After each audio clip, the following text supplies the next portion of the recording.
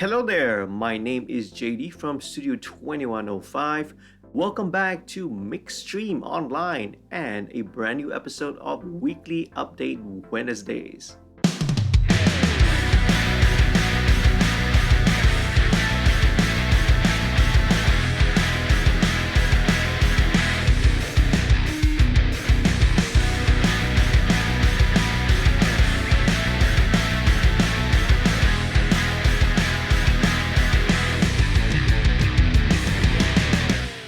First of all, if you are new to this channel, a warm welcome to you, a big shout out and a thank you to all the patrons who help to support the channel financially. And if you want to sign up to become a patron, head on down to our Patreon website, www.patreon.com/studio2105. Check it out, all the various perks and benefits that await you there. Don't forget also to sign up for the email list for some free stuff and some free goodies, okay? This week's featured question comes from a friend of mine and a fellow musician as well, so I thought it'd be a great opportunity to address his question right here in this video. I own a Shure SM7B and I'm told that I need a Cloudlifter mic activator for it. What is it and what does it do? The Shure SM7B is one of the first names that comes to mind when we talk about vocals, voiceovers, radio, and podcasting. It's not only restricted to that, it's also great on instruments as well. The SM7, I would say, is definitely a great investment because it can deliver excellent audio quality, especially if you are in a less than ideal recording environment, okay? Maybe you are in an untreated room or you have minimal acoustics. Even in some situations, in a live situation, it performs really well as well. Now, being a dynamic microphone, the signal level is going to be much lower than a condenser, which means that it will require a lot more gain from your mic preamp. Now, with some budget audio interfaces and maybe, cheaper mixers, the preamps might not have enough sufficient juice. And when you turn the gain up high, right, the noise level is gonna increase as well. So that's definitely a problem. So what does a mic activator do? It helps and it addresses the problem which I mentioned above. Okay. Now, to put it simply, a mic activator, right, or Cloudlifter is a signal booster that is inserted in line in between the microphone and the mic pre. Okay. Whether that is on an audio interface or on a mixer. Now, by boosting the signal with clean, transparent gain, okay. Now, these mic activators are not supposed to add any coloration, okay. They're not supposed to color the sound in any way. So it helps to preserve the tone of the microphone, and at the same time, it does not require you to crank up the gain, right, on your mic preamp. Bear in mind that these devices are meant to work with dynamic and ribbon microphones, not condensers, and will require phantom power to operate. So, when does one use a mic activator or Cloudlifter? It'll come handy in these following situations. Okay? Number one, when you're using a relatively low output dynamic microphone or a ribbon microphone. Number two, when you have a mic pre with insufficient gain, okay? In this case, as I mentioned earlier, when you turn it up, when you have to crank up the gain on the mic preamp, you are also bringing up the noise floor and the noise level as well. Number three, field or location recording. Now, if you are field or location recorders, you would probably be using a portable digital recorder.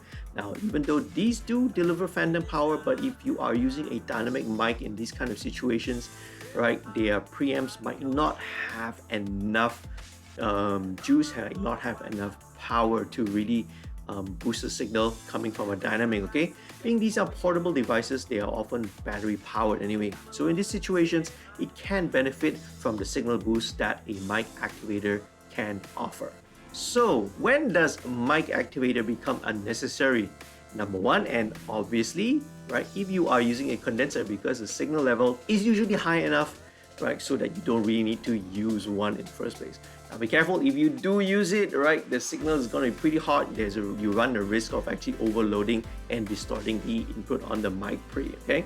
Number 2, you don't need a mic activator if your mic pre can deliver enough gain. If you own a more expensive or higher end professional model, these very often can provide more than enough gain to work with low output dynamic microphones and ribbon microphones as well.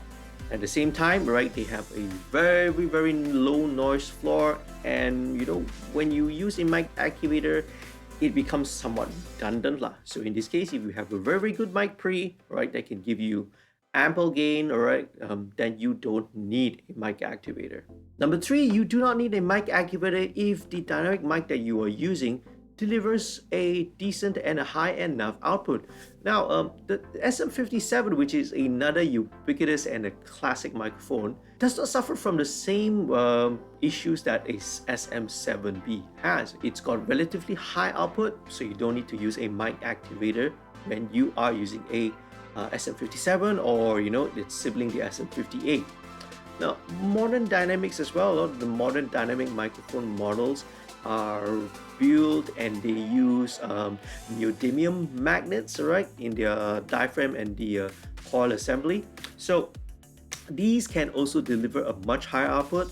So some of these newer dynamic mics don't really need to have a mic activator as well. So to sum it all up, in my opinion, you will need a mic activator when you face these two scenarios. Number 1, right, you are using a dynamic or ribbon microphone with relatively low output gain, and number 2, the mixer or the audio interface, the mic preamps, do not have enough gain. Okay, so a combination of these two factors, right, if you have these two, then yes, a mic activator or a cloudlifter type of device will be handy.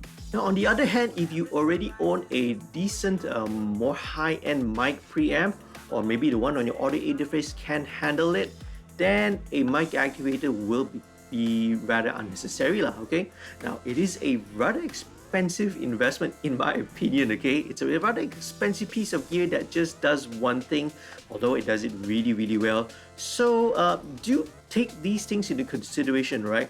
Pretty much when you go to any kind of these online retail websites, they always package, right, an SM7 with the mic activator, and it makes it seem like, oh, you got to buy these two in order to make it work. Not necessary, okay, right? So consider what your needs are, consider your requirements. If your mic pre can deliver enough gain, you skip the cloudlifter, skip the mic activator, right? Save yourself a couple of $100 lah in this situation. Hope this helps, right? And all of you out there who are into voiceover, video work, podcasting, or if you're using dynamic or ribbon microphones, hopefully this little video, right, will be of help. Alright, that's all for me on this topic. Thank you so much for watching. I would love to hear your questions and your feedback down in the comment section below. Thank you so much for watching. If you found this video useful, please do leave a like. It will really help with the YouTube algorithm. Share this with your friends, and if you haven't done so, please do click on the subscribe button and click on the notification bell as well, so that you'll be informed every time I upload a new video. Do consider signing up to become a patron, www.patreon.com/studio2105 if you want to help to support the channel, okay? Alright, I'll see you again in the next one. Real soon. Stay safe, stay happy. Happy recording and mixing. Peace, love, and music.